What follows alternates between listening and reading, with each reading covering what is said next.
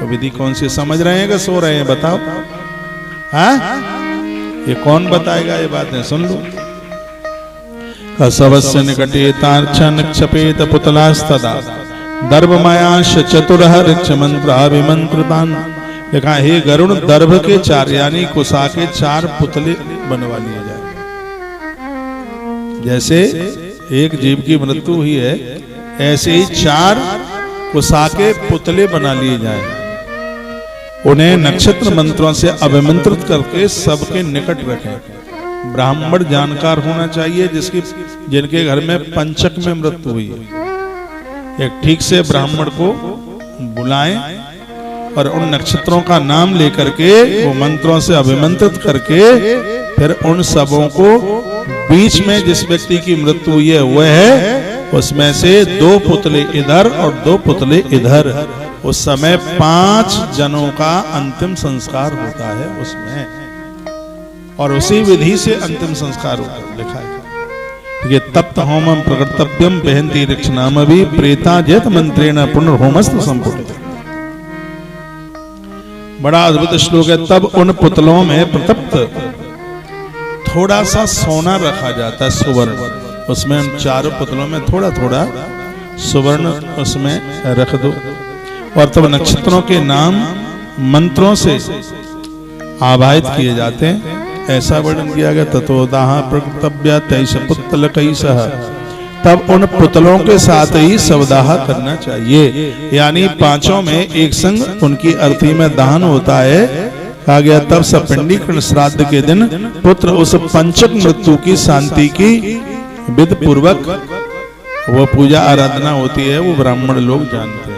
क्या किया जाता है? तिलपात्रम हिरण्यम च रूप्यम रत्न मिथाक्रमम। जिनके यहाँ पंचकों में कोई मृत्यु हुई है तो पंचक दोष की शांति हेतु तिल से भरा हुआ पात्र, किसी बर्तन में, पीतल का बर्तन ले लो, उसमें तिल भर दो, काले सफेद कोई भी हो उसको पूरा भर दो।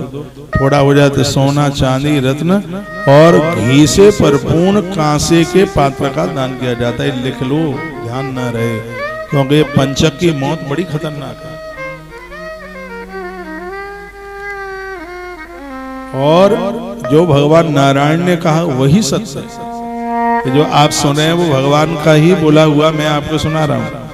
भगवान कहते हैं कि यदि किसी की पंचकों में मृत्यु हुई है तो इस तरीके से तो अंतिम संस्कार करें। और क्या करना है? तिल पात्रम, तिल से भरा हुआ कोई पात्र, हिरण्यम च थोड़ा सोना, रूप्यम, रूप्यम कहते हैं चांदी, थोड़ी सी चांदी, और घी से भरा हुआ कांसे का पात्र।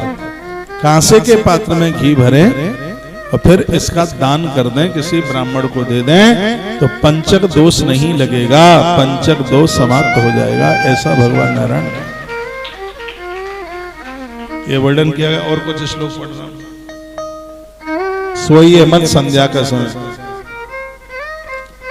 पूरा जीवन निकल गया है भैया।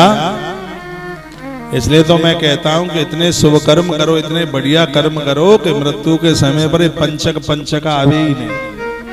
हाँ, ये आफत ही ना आवे। बुढ़ापे में किसी से एक लुटिया पानी भी भर करके ना मांगना पड़े।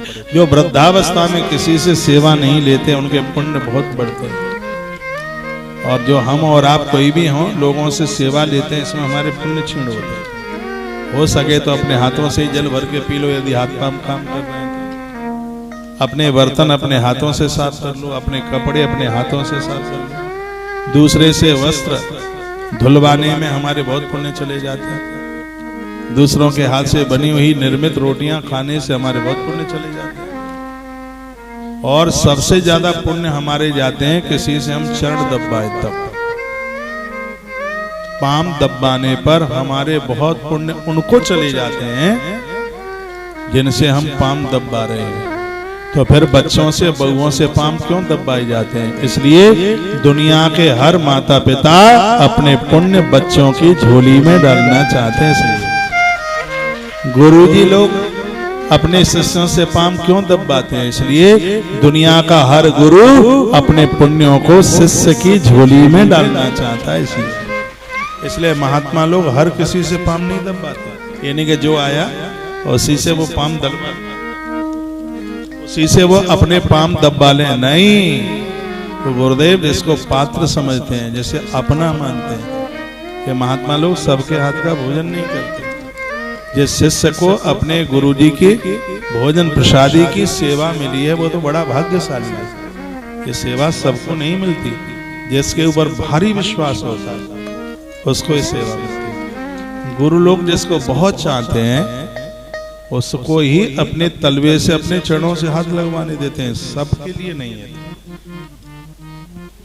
तो जो बहू बेटे अपने वृद्ध माता पिता के चरण सेवा करते हैं, माता पिता अपना संपूर्ण पुण्य अपने बेटा बहू की झोली में डाल देते हैं। ये चरण छूने से पुण्य चले जाते हैं, तो दबाना तो बहुत बड़ी बात हो गई है ना। यदि कोई गुरुजनों के चरण छू ले, यदि किसी गुरुजी ने दिन में 100 माला की या 100 नाम लिए, 100 नाम, और एक व्यक्ति ने आके उनके चरण छू लिए, तत्काल 100 में से 10 नाम तो पाम छूने वाले की झोली में चला गया। कभी कभी तो ये महात्मा लोग सुबह से शाम तक इनका खाता बिल्कुल खाली हो जाता है।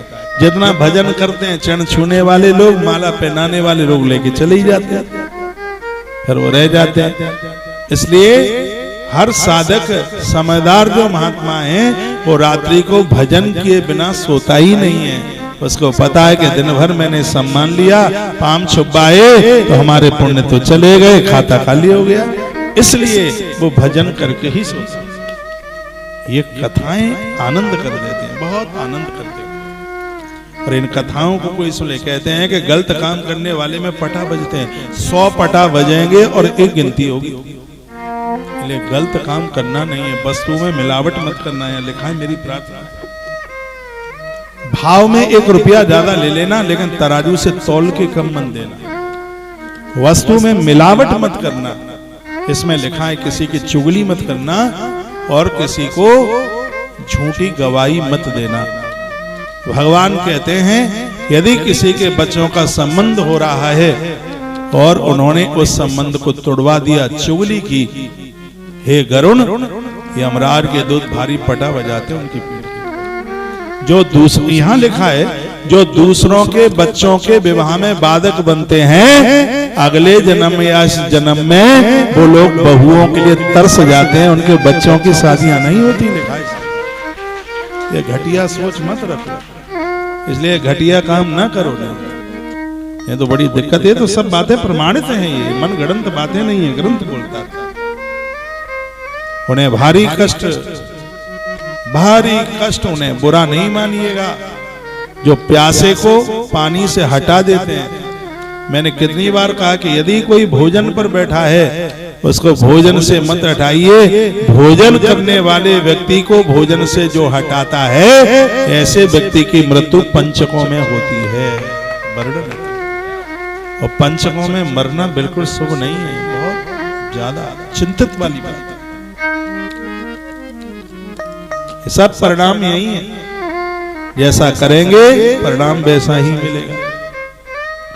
एक बात और निवेदन करूंगा मैं, जिनका अंतिम संस्कार ठीक नहीं हुआ, जिनका त्रयोदशी संस्कार नहीं हुआ, हमारे यहाँ उजरे बोलते हैं, दूसरे या तीसरे दिन बाल वगैरह सब उतरवाए जाते हैं। यदि मृत व्यक्ति के लिए नहीं हुआ तो उस व्यक्ति का अगला जन्म है वो जाकर के मूलों में हो जाता है।